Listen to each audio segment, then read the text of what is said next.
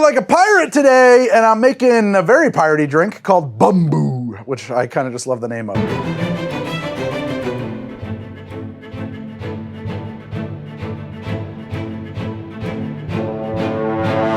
Let's fly!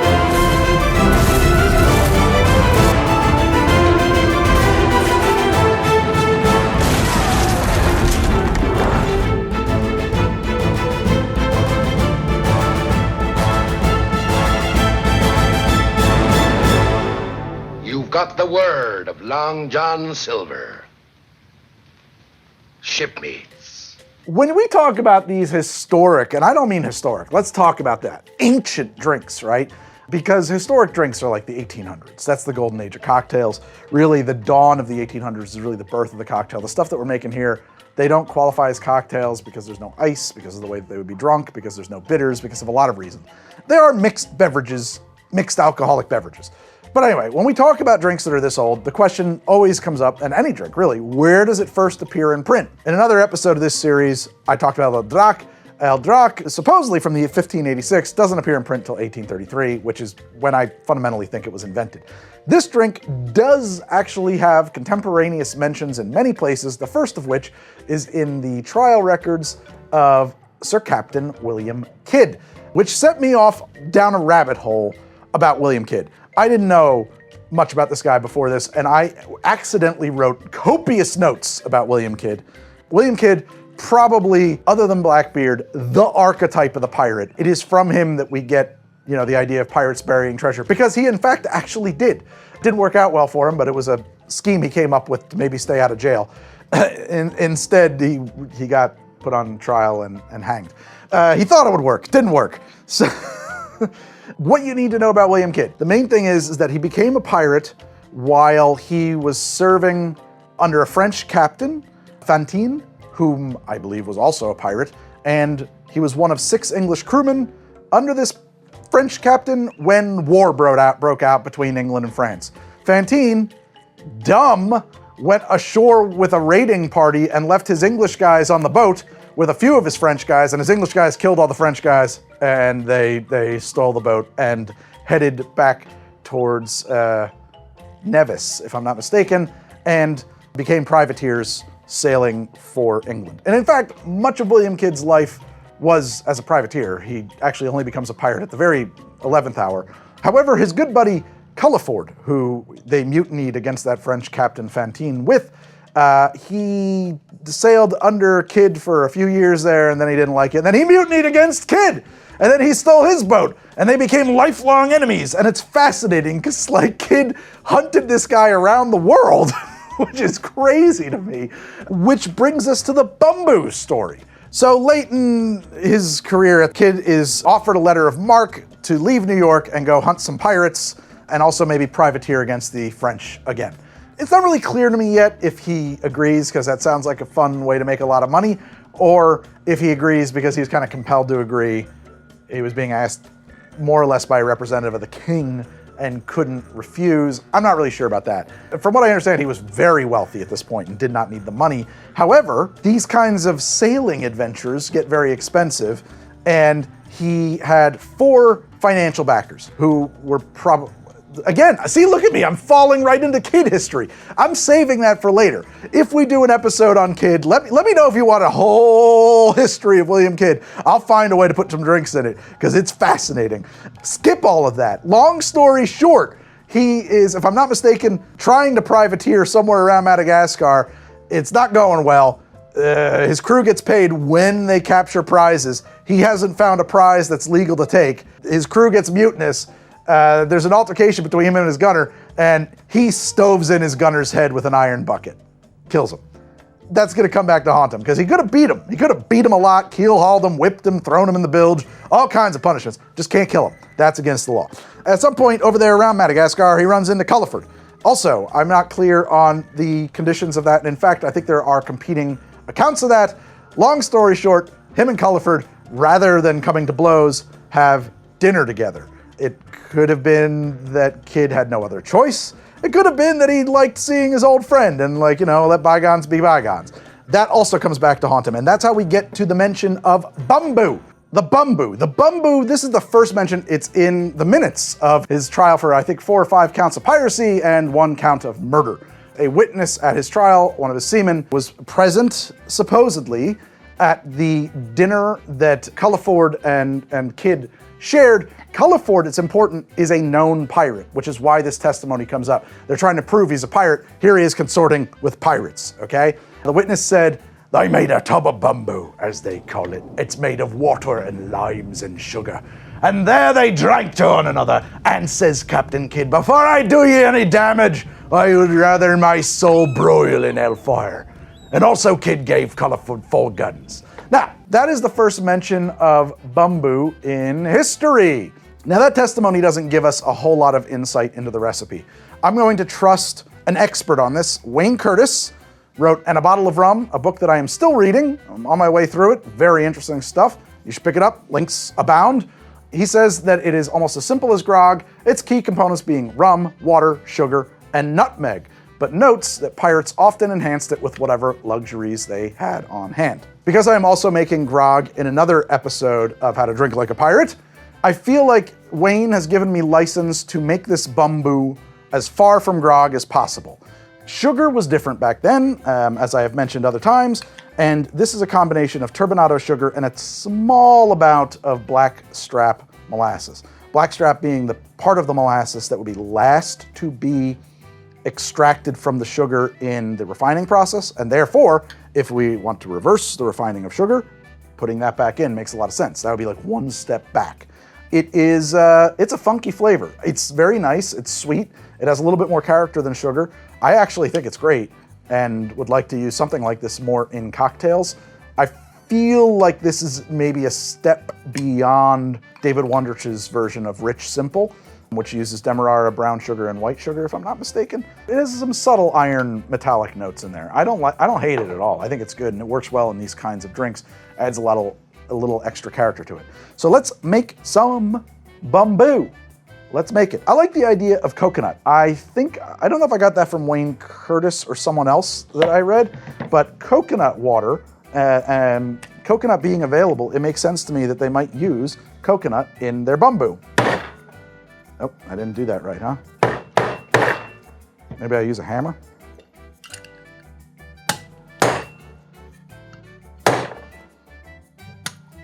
I'm gonna like break shit. Well, it turns out I don't know much about coconuts. I absolutely wasn't planning to interrupt the episode here, but I am watching this and realizing that I'm setting myself up to drink the worst thing I've ever drank in my life. I think I put a couple of hairline fractures into that coconut and then forgot about it for a few days. And then a couple days later was trying to convince my kid to try something new and was opening up a coconut when one of my kids said, "Oh, hey Dad, put a straw in it and drink it through the shell," which of course I've done, even though it's silly, but you know, if it makes the kids try new foods, you try that. And I put the straw through the hole in the coconut and I drank.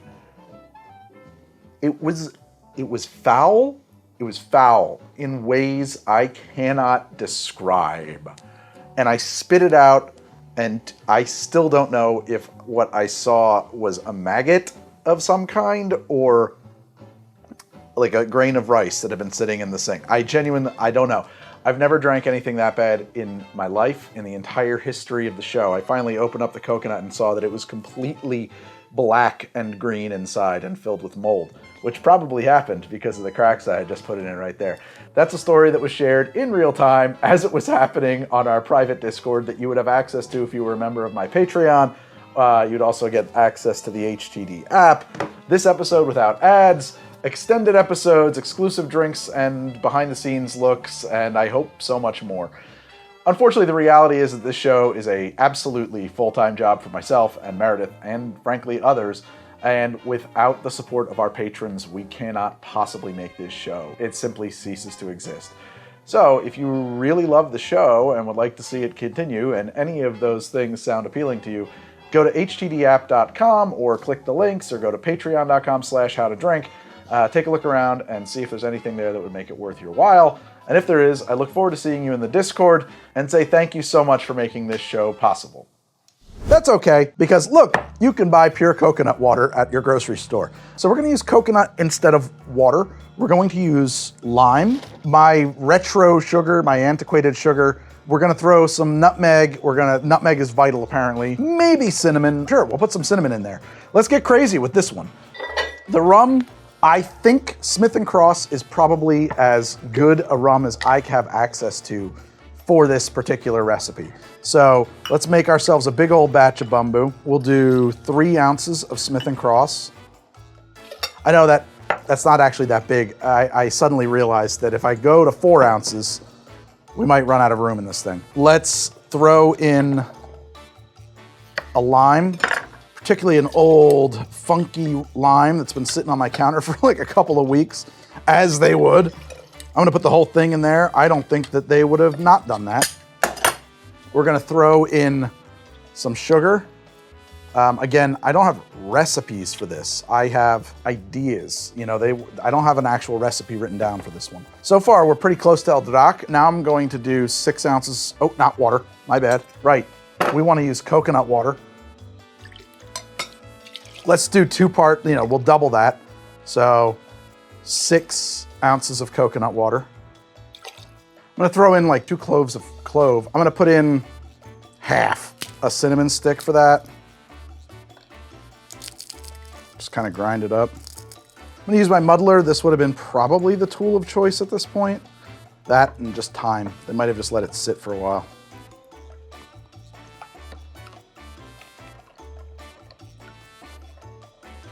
I wanna get that sugar dissolved at least. And the muddler is a little tricky to do with that. I'm gonna use a lele stick. Might have been something that they would have had. They probably would have had something like it. I said that this is like dressed up grog.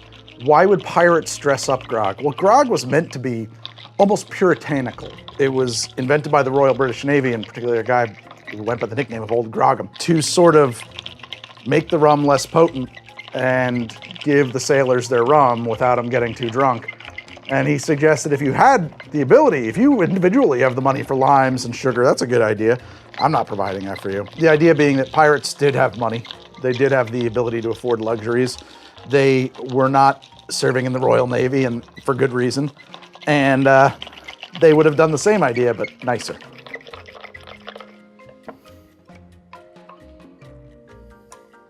I'm going to strain this. I don't know if they would have. I don't know what they would have done. Well, let's take the whole thing. What the hell? And now I will grate some nutmeg over the top of that. Maybe even quite a bit, because if I'm not mistaken, this event does occur somewhere near Madagascar, and I think nutmeg comes from Madagascar. And boy, did they love nutmeg. And here we go, Bumbu.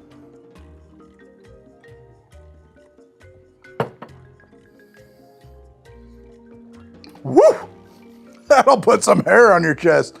Whoa, that is a heavy brew. It's thick and heavy. I might water out my Bumbu a little further. It is potently limey, spiced. The nutmeg is loud. The clove is definitely present. It has like that lingering fumey cloviness. The rum ain't no joke either. Yes, I can see that being very nice. It is more or less balanced by sweetness. The combination, coconut has an irony flavor as well, as does the molasses that is, you know, increased in my rustic sugar. So this particular Bumbu's got a fairly metallic taste to it. I did say that it often probably would have involved allspice. I don't have any allspice today somehow. I thought I had some and now I can't find it. But I do have an allspice dram. There's not much reason to think that this would not have been appropriate. Pimento dram, same idea. So I'm just gonna put, oh, that was a heavy dash, but yeah, why not? Something like that may have existed. Or the end result may have involved something like that. They may have let the Bumbu soak for a while with some allspice berries and wound up with something to the effect of a dash of allspice dram. It's got like a salty flavor to it. I liked my El Drac. Not in love with this. I'm gonna see what happens if I put a little extra water in there. My Bumbu might be way too strong. And maybe the coconut milk was a poor choice. Coconut water. That's actually better. That was a dense flavor. I think I could even go one further.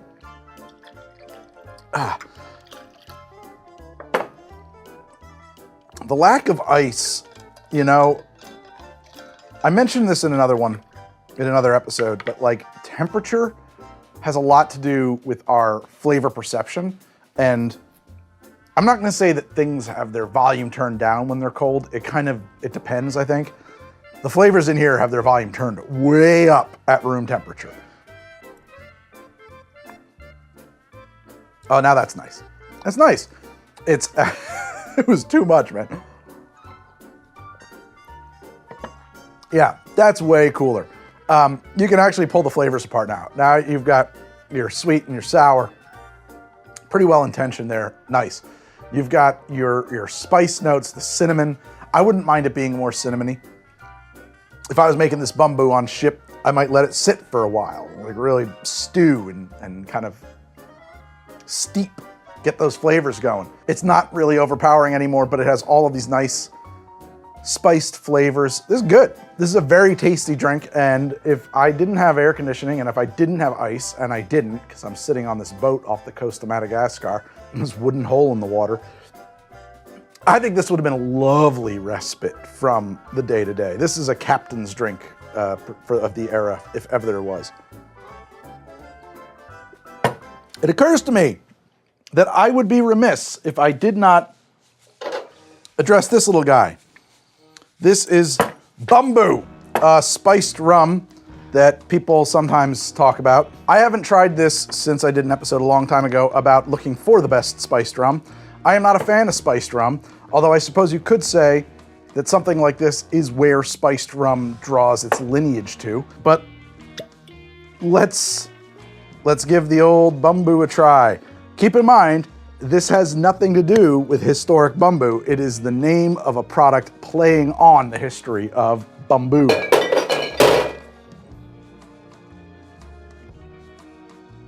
Woo! It's got some serious banana notes, just like straight up amyl acetate.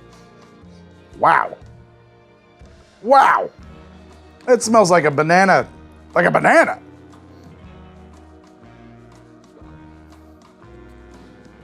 Banana vanilla bubblegum.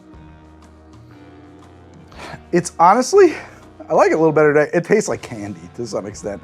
I don't think it's terribly sweet, but it's reading as sweet because I'm coming off of my very spicy Bumbu. It is screaming bananas. This shit is bananas. B-A-N-A-N-A-S. Big vanilla, big banana. Who's the top banana? Second banana, the big banana. The bananas. We're going bananas. Bananas for bananas. I think we've actually covered the history of this, the making of this, and its pedigree as first appearing in the trial testimony of William Kidd. I think William Kidd could be a whole episode. I have to find some more reasons to throw drinks in there. Maybe, yeah, one episode. It would just be a long one. Yeah, I like that a lot. It's got a real rustic colonial vibe. It feels of the time and place. It tastes good. It's hearty as well, you know? If your goal in making spirits, concoctions, right? Like you have not had an ice cold daiquiri. You're thinking, this is somewhat medicinal. Let's make it taste good. Let's make it fortifying. That I think is, you know, you don't know what else you could do with it. It feels right. I like it. Guys, that was it. That was Bumbu. I'll be back very soon, another episode of HGD. We're gonna keep doing more pirate drinks for a minute here. See you soon. Good night and good luck.